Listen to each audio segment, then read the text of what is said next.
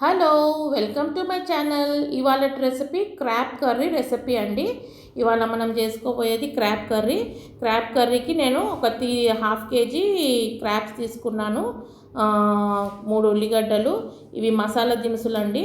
ఒక 4 ఇలాచీలు, ఒక tea spoon అంత సాజీరా, ఒక 4 లవంగాలు, ఒక 2-3 ఇంచుల పట్ట, ఒక 2 టేబుల్ స్పూన్స్ పెప్పరు, ఒక హాఫ్ కప్ అంతా మనకు కొబ్బరి తురుమండి. డ్రై కోకోనట్, డెసికేటెడ్ కోకోనట్ తీసుకున్నా. ఫస్ట్ మీరు ఇవన్నీ మసాలాలు మిక్సర్ గ్రైండ్ జార్లో వేసుకొని మంచిగా ఇలా పొడి చేసి పెట్టుకోండి. తర్వాత 3 ఉల్లిగడ్డలు మంచిగా నీట్గా, ఎక్కువ మరీ సన్నం కాకుండా ఎక్కువ మరీ దొడ్డు కాకుండా మీడియంగా కోసి పెట్టుకోండి. నేను యాక్చువల్లీ 3 కిలో క్రాబ్స్ తెచ్చానండి, కానీ అవి క్లీనింగ్ అంటే చేసిన తర్వాత అది హాఫ్ కేజీ అంత అయ్యింది. నేను ఈ వీడియో కన్నా ముందు ఒకటి క్లీనింగ్ ఎలా చేసుకోవాలని కూడా ఒక వీడియో పెట్టానండి, అది తప్పకుండా చూడండి. మీకు కూడా ఒక ఐడియా వస్తుంది క్లీన్ చేసుకోవడం. ఎందుకంటే చాలామందికి తెలిసే ఉంటుందండి, నేను స్పెషల్గా ఏం చెప్పేది అవసరం లేదు.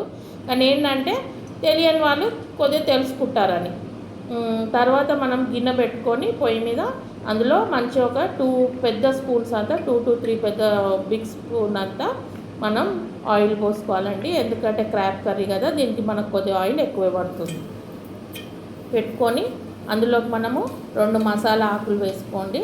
మసాలా ఆకులు వేసుకున్నాక మనం 3 గ్రీన్ చిల్లీస్, పచ్చిమిర్చి 3 వేసుకొని అవి కొద్దిగా చిటపటలాడినాక అందులోకి మనం కోసి పెట్టుకున్న ఆనియన్స్ వేసి ఫ్రై చేసుకోండి.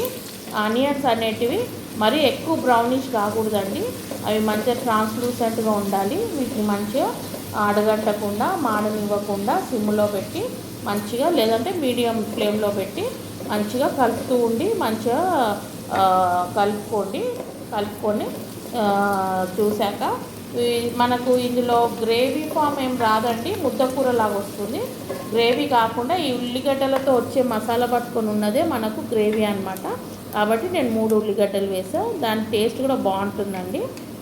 తర్వాత ఇందులోకి ఒక 3 టేబుల్ స్పూన్స్ అంతా అల్లం వెల్లిగడ్డ వేసుకోండి. ఎందుకంటే ఇది క్రాబ్స్ అనేది నీచు వాసన వస్తుంది కాబట్టి మంచిగా 3 టేబుల్ స్పూన్స్ అంతా అల్లం వెల్లిగడ్డ వేసుకుంటే మనకు కొద్దిగా గ్రేవీ కూడా టేస్టీగా ఉంటుంది, ప్లస్ కర్రీలో కూడా ఏం వాసన రాదు. ఇందులో అల్లం వెల్లిగడ్డలో పచ్చివాసన వెళ్ళిపోయే వరకు మంచిగా కలుపుకొని మీరు అది కింద అడగంటనివ్వకండి. కలుపుకున్న తర్వాత ఒక 3/4 టేబుల్ స్పూన్ అంతా పసుపు కూడా వేసుకొని అది కూడా పచ్చివాసన వెళ్ళిపోయేదాకా కలుపుకోండి. కలుపుకున్నాక మీరు ఇందులోకి మనం కడిగి పెట్టుకున్న క్రాబ్స్ మంచిగా ఎట్లా కడుక్కోవాలి, ఎట్లా కట్ చేసుకోవాలి అది నేను పెడతానండి. ఈ వీడియోకి ముందే అది పెట్టేలా చూసుకుంటా. మీకు ఏమైనా డౌట్ ఉంటే ఆ వీడియో కూడా ఒకసారి చూడండి. చూసి ఇలా కడిగి పెట్టుకున్న క్రాబ్ ఈ ఉల్లిగడ్డ దాంట్లో వేసేసి మంచిగా కలిపెట్టుకోండి. ఎందుకంటే ఇందులోకి మనం క్రాబ్స్ వేస్తాం కదండి, క్రాబ్స్ వేసాక ఇందులో ఏదైనా నీసు వాసన అది ఇది ఉంటే ఆ నీసు వాసన అంతా నీసు వాటర్ అంతా బయటకు వస్తాయన్నమాట. బయటికి వచ్చి మళ్ళీ అవన్నీ ఇనుకుపోవాలండి. అవన్నీ మళ్ళీ ఇవాపరేట్ అయ్యేదాకా మనము కలుపుతూనే ఉండాలి. అప్పటి వరకు మనం ఇందులో ఏ మసాలాలు వేయకుండా ఇట్లాగే కలపాలండి. ఇంకోటి ఏంటంటే మనకి క్రాబ్ కర్రీలో నేను కారం వేయట్లేదండి. ఇందులో ఉన్న స్పైసీ సోర్స్ అంతా మన పెప్పరు, పచ్చి మిర్చిదే. పెప్పర్తో చేస్తే భలే టేస్టీగా ఉంటుందండి. మీరు తప్పకుండా ట్రై చేసి చూడండి. చూసి నాకు వీలైతే కామెంట్స్ పెట్టండి. మంచిగా మనం కలుపుకొని నీరంతా బయటికి వచ్చి ఇనికిపోయేదాకా మనం కలుపుతూ ఉండాలండి. కొద్దిసేపటికి పైన మూత తీసి చూసుకుంటూ కలుపుతూ ఉండాలి. తర్వాత నీరు వచ్చి కొద్దిగా మళ్ళీ అవంతా ఇనికిపోయిన తర్వాత మనం ఇందులోకి ఒక హాఫ్ గ్లాసు వాటర్ పోసుకొని మళ్ళీ ఉడికించుకుంటామండి. ఎందుకంటే ఇది షెల్ ఉంటుంది క్రాబ్కి కాబట్టి లోపల దాకా మనకు జ్యూసెస్ వెళ్ళాలంటే ఈ వాటర్ వేస్తే అది లోపల దాకా మంచిగా కుత్త ఉడికి మనకు ఆ షెల్స్ లోపల దాకా మంచిగా జ్యూసెస్ అనేది వెళ్ళి మనకు క్రాబ్ చాలా మసాలాదార్ తయారవుతుందండి, చాలా టేస్టీగా అవుతుంది. కాబట్టి కానీ వాటర్ పోసే ముందు మనకి నీరు అంతా ఇనికిపోవాలండి. నీళ్ళలోనే పోస్తే అది టేస్ట్ అంత మంచిగా ఉండదు.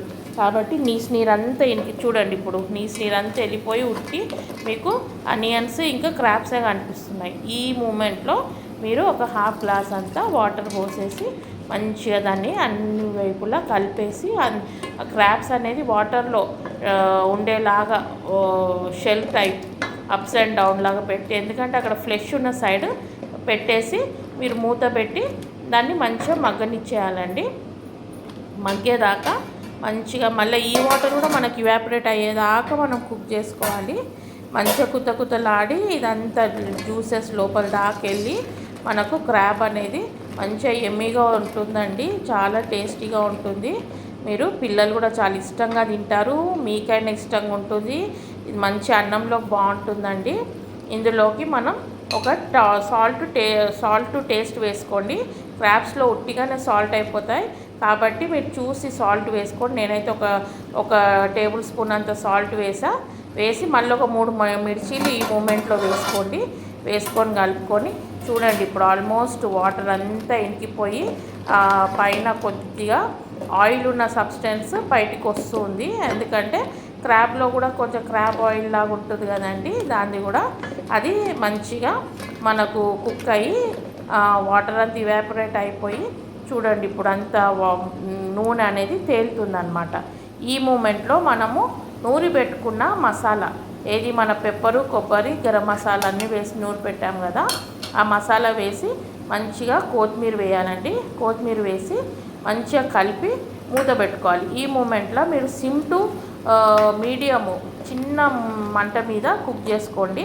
ఎందుకంటే మనం ఒక్కసారి మసాలా వేసాం కాబట్టి అడుగంటే ఛాన్సెస్ ఉంటాయి.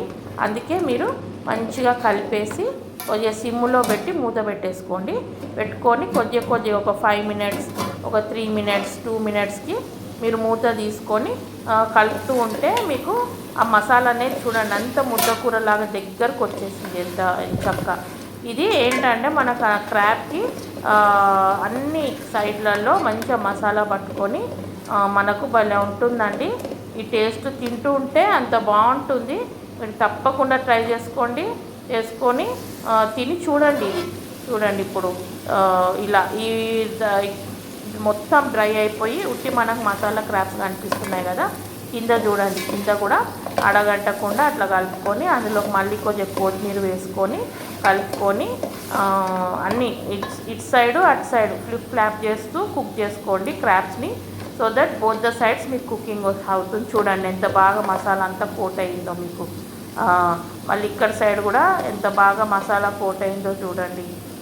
ఇలాగా అన్ని సైడ్లలో మసాలా కోట్ అయ్యి మీకు చాలా యమ్మీగా అవుతుందండి. ఈ కర్రీని ఇంకా మీరు సర్వ్ చేసుకోండి. వైట్ రైస్తో బాగుంటుందండి.